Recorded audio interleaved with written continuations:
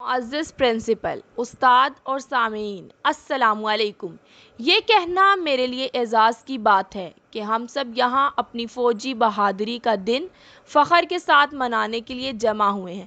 آج وہ دن ہے جب ہمارے سپاہیوں نے ملک کو بچانے کی صلاحیت سے دشمن کو حیران کر دیا۔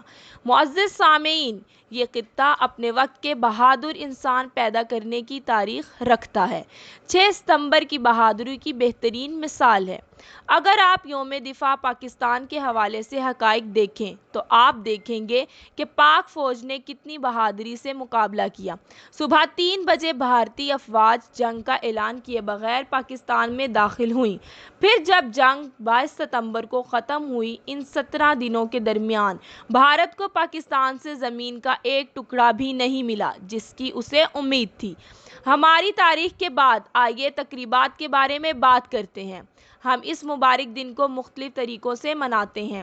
تعلیمی اداروں میں تقریبات اور پروگراموں میں پریڈ بھی ضروری ہے۔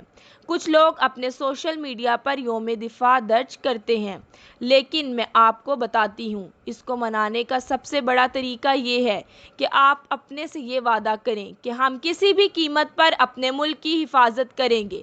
ہم اپنے ملک کو کسی بھی غیر ملکی جارحیت سے بچائیں گے۔